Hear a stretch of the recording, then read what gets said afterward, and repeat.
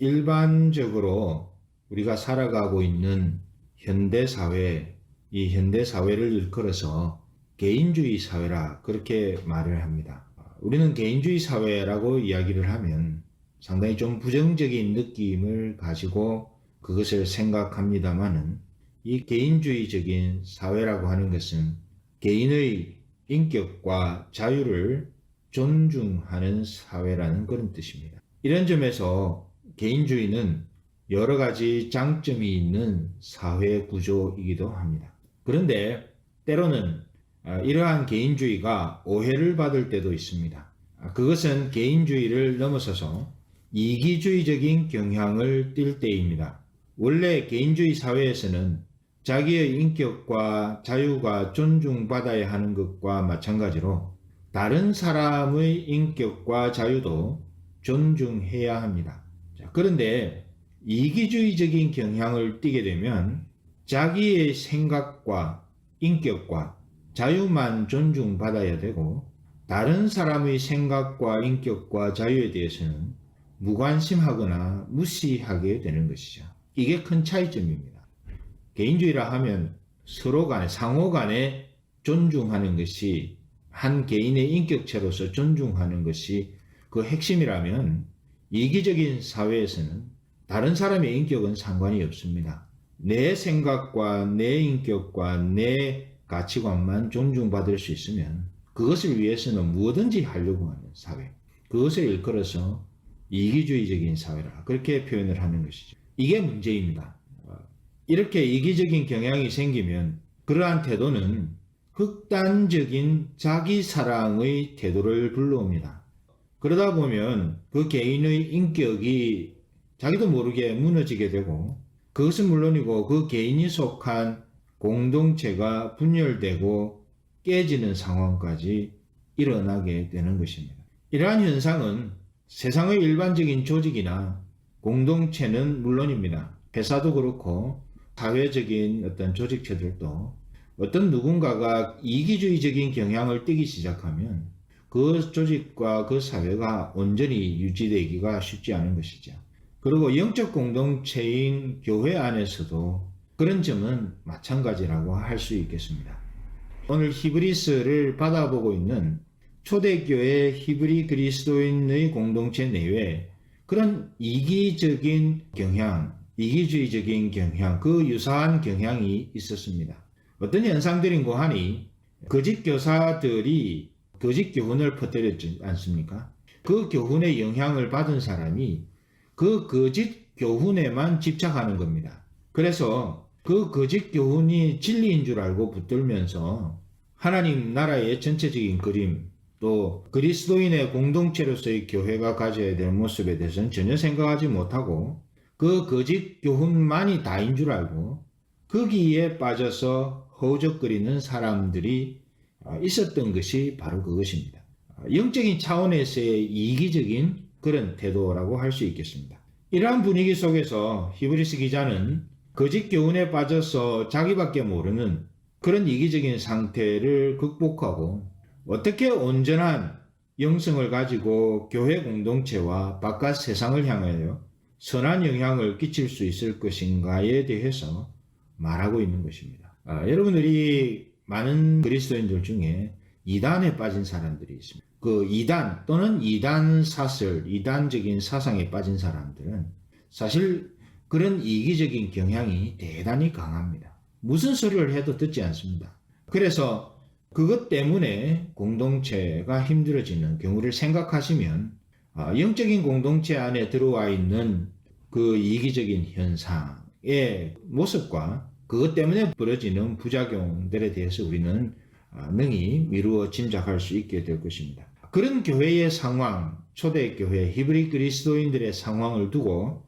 지금 히브리서 기자는 그러면 어떻게 해야 되는지 그것에 대해서 말하고 있는데, 가장 중요하게 오늘 말씀 속에서 히브리서 기자가 말하고 있는 것은 사랑의 섬김을 지속하라고 하는 권면입니다. 사랑의 섬김을 지속해야 이기적인 그 그늘들을 걷어내고 또 교회 공동체 안에서나 또 바깥 세상을 향해서 선한 영향력을 끼칠 수 있다는 것입니다.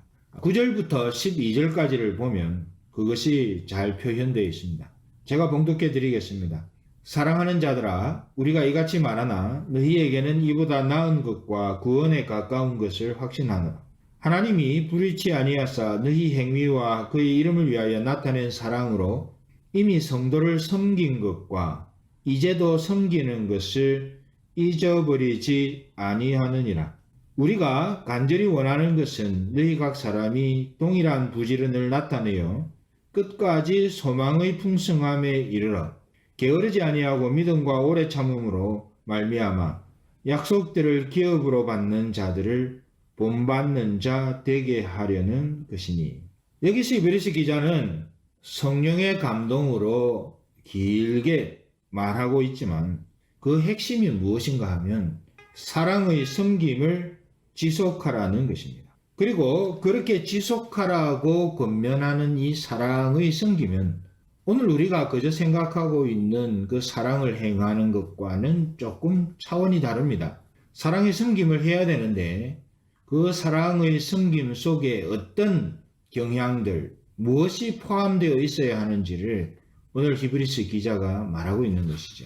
그래서 무조건 우리가 인류애적으로 사람이 사람을 사랑하듯이 그렇게 사랑의 섬김하는 것도 중요하지만 그것이 다가 아니라는 이야기입니다. 그것을 히브리서 기자가 말하고 있는데 그렇게 지속하라고 권면하는 그 사랑의 섬김의 특징, 그 근본적으로 그 속에 있어야 할 특징, 그것이 무엇인가 하면 그냥 단순하게 사람을 사랑하는 마음을 가지고 섬기는 것이 아니라 하나님의 이름, 즉 하나님의 영광을 위하여 사람을 섬긴다는 데 있습니다. 그냥 사랑하는 마음을 가지고 섬기고 또 다른 사람에게 베풀고 하는 것은 오늘 히브리서 기자가 말하고 있는 사랑의 섬김의 한 모양은 될 수 있어도 근본적으로 그런 하나님 안에서 베푸는 사랑의 섬김에까지 레벨이 도달을 하지 않는다는 거죠. 이게 중요합니다. 하나님의 이름을 위하여, 하나님의 영광을 위하여 사랑의 섬김을 하는 것입니다. 목적이죠. 그 목적이 잊어버려지면 그냥 인간적인 사랑으로 끝나게 되는 것입니다. 그래서 오늘 10절에서 그 점을 분명히 우리에게 밝혀주고 있는데요.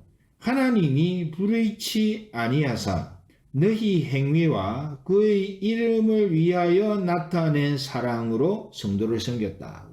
하나님의 이름을 위하여, 하나님의 영광을 위하여 나타낸 사랑으로 성도를 섬긴 것이죠. 하나님의 영광을 위하여, 하나님의 이름을 위하여가 싹 빠지면 사실 그 사랑을 베푸는 것은 세속적인 그런 사랑의 영역에 머물 가능성이 참 많이 있게 되는 것입니다. 이게 중요합니다. 이것은 사랑의 섬김이 사람의 보기에 아무리 매력적이고 훌륭하다 하더라도 그 중심에 하나님의 영광을 위한 방향이 없으면 안 된다는 것을 의미합니다. 지금 히브리서 기자는 이와 같이 그렇게 하나님의 영광을 위한 방향을 가진 사랑의 섬김을 지속하라고 권면합니다. 그렇기 때문에 여러분, 이러한 관점에서 우리의 삶과 믿음과 섬김을 평가해 보아야 합니다. 그래서 어느 것을 지속하고 어느 것을 보완해야 할지, 과연 그 속에 하나님의 이름을 위한 열망이 있는 것인지 아니면 하나님의 영광을 위한 소망이 가득한 것인지를 점검해 보아야 하는 것이고, 만약 그것이 부족하다면 그것이 우리가 정말 냉정하게 평가를 해서 하나님의 영광을 위한 것이 아니라 그저 그냥 사람을 섬기는 정도라고 한다면 우리는 다시 한번 그것을 재평가하고 그 평가를 통해서 제대로 환경을 만들어갈 수 있도록 해야 할 것입니다. 우리가 보기에 좋아 보이기 때문에, 우리가 원했기 때문에, 또는 우리가 동의했기 때문에, 그리고 예전부터 그것을 해왔기 때문에 해야 하는 것이 아니라 사랑의 섬김뿐만 아니라 모든 것에서 그렇습니다. 과연 그것이 하나님의 영광을 위한 열정으로부터 시작되고 그것으로 말미암아 진행되고 있는지 검토하고 살펴보아야 하는 것입니다. 그리고 결정해야 합니다. 그리고 거기에 에너지를 쏟아야 합니다. 그리고 그것이 사랑의 섬김으로 표현되어져야 합니다. 여러분, 이거 대단히 중요한 내용입니다. 교회가 사회적인, 또 성도들의 모임이 사회적인 조직체처럼 되지 않고 정말 하나님 기뻐하시는 교회로서의 기능을 제대로 감당하려면 이 하나님의 영광을 위하여 머리 대신 그리스도의 명령을 따라서 라고 하는 이 중심이 빠지면 그것은 실상 교회의 모습이라기보다는 세속 인간적인 사교 조직에 불과한 그런 모습, 그런 형태를 띠게 될 가능성이 있다는 것입니다. 그렇기 때문에 저와 여러분이 어떤 공동체에 속하든지 우리가 신경을 써서 점검해 보아야 될 부분이 그것입니다. 과연 이 모임 속에, 이 공동체, 이 관계 속에 하나님의 영광을 위해서, 하나님의 이름을 위해서라고 하는 그 마음의 간절한 소원이 늘 배어 있고 그것이 모든 것을 이루어가는 그 바탕이 되고 있는지 우리는 살펴보아야 하고, 그것이 없으면 다시 한번 돌이켜서 그것이 있도록 해야 하고, 또 그것이 동기가 되어 모든 것이 이루어지고 있는지 검사해 봐야 되고, 그렇지 않다면 그것을 고치고 바꾸어서 회복하는 자리로 가야 되는 것입니다. 그래야 하나님께서 기뻐하시는 결과를 우리가 만들어낼 수 있게 되는 것이죠. 아무쪼록 저와 여러분이 우리가 속한 교회뿐만 아니라 우리가 어떤 관계를 통해서 어떤 관련성을 가진 조직에 속해 있더라도 과연 내가 그리스도인이기 때문에 내 속에 어떤 마음을 가지고 그 관계를 만들어가고 있는지를 점검하고 그것을 하나님 앞에 다시 한번 돌이켜보면서 하나님이 기뻐하시는 형태로 관계들을 만들어가는 그런 저와 여러분 모두가 다 될 수 있기를 주의 이름으로 축복합니다. 다음으로 우리가 살펴볼 것이 있습니다. 오늘 히브리서 기자는 소망의 견고함에 대해서 말합니다. 16절부터 18절까지를 보겠습니다. 제가 봉독해 드립니다. 사람들은 자기보다 더 큰 자를 가리켜 맹세하나니 맹세는 저희 모든 다투는 일의 최후 확정이니라. 하나님은 약속을 기업으로 받는 자들에게 그 뜻이 변치 아니함을 충분히 나타내시려고 그 일에 맹세로 보증하셨나니 이는 하나님이 거짓말을 하실 수 없는 이 두 가지 변치 못할 사실을 인하여 앞에 있는 소망을 얻으려고 피하여 가는 우리로 큰 안위를 받게 하려 하시며, 여기서 히브리서 기자는 하나님에 대해서 두 가지 사실을 말합니다. 하나는 하나님의 약속 또는 하나님의 뜻은 반드시 이루어진다 하는 것입니다. 이러한 사실을 증명하기 위해서 히브리서 기자는 하나님께서 맹세로 하나님의 약속을 보증하셨다고 그렇게 말합니다.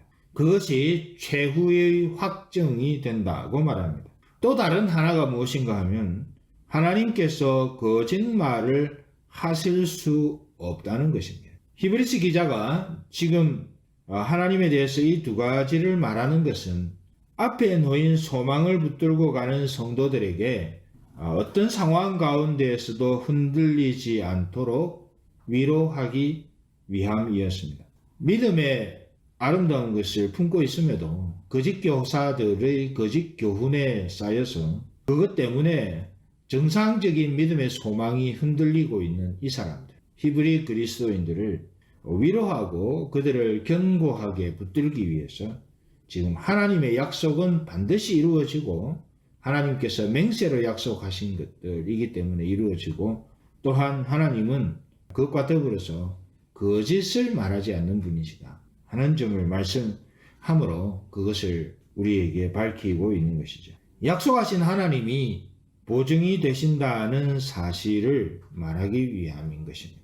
왜냐하면 당시에 앞에 놓인 다양한 하나님의 약속을 목격하고도 거짓 교사들의 거짓 가르침 때문에 말씀드린 것처럼 성도들이 흔들리고 있었습니다. 과연 저와 여러분은 말씀 가운데 맹세로 보증하신 하나님의 약속과 그것을 약속하신 하나님에 대한 흔들리지 않는 소망을 품고 매일 살아가고 있는지 점검해 보아야 할 것입니다. 초대교회의 히브리 그리스도인들처럼 그런 흔들리는 거짓 교훈을 따라서 하나님의 진리의 그 약속이 흔들리고 있는 그런 상태에 있는지, 아니면 그 하나님의 약속하신 것에 대하여 흔들리지 않는 소망을 품고 살아가고 있는지, 오늘 이 말씀을 보면서 우리가 도전을 받고 또한 우리를 점검하는 그런 기회가 될 수 있어야 할 것입니다. 우리가 잘 아는 찬송 중에 복음성가입니다. 그 내용 중에 그 제목이 돌아서지 않으리라는 찬양의 가사 내용 중에 이런 것이 있습니다. 어떠한 시련이 와도 수많은 유혹 속에도 신실하신 주님 약속 난 붙들리라. 세상이 이해 못하고 우리를 조롱하여도 신실하신 주님 약속만 붙들리라. 결코 돌아서지 않으리. 이런 찬양의 가사를 어쩌면 오늘 말씀과 연결해서 믿음으로 고백하며 매일매일 하나님의 약속을 붙들고 승리하며 살아가시는 그런 저와 여러분들이 되기를 주의 이름으로 축복합니다. 하나님께서 그런 백성들과 함께 하시고 그런 사람들을 통해서 하나님이 기뻐하시는 일을 이루시며 그런 사람들을 통해서 하나님의 영광이 드러나게 될 것입니다. 돌아서지 않는 어떠한 시련이 와도 어떤 유혹이 와도 또 어떤 조롱이 있어도 또 세상이 우리를 이해해 주지 못해도 하나님께서 하신 맹세로 하신 약속을, 그 구속의 약속, 그리고 그 구속의 약속을 끝까지 이루어 가시기 위해 우리를 견인해 가시는 하나님의 은혜의 약속, 그것이 반드시 이루어진다 하는 점을 마음 깊은 곳에서부터 붙들고 하나님 앞에서 승리의 고백을 하며 우리 매일 매 순간을 살아가시는 그런 저와 여러분들이 다 되시기를 주의 이름으로 축복합니다.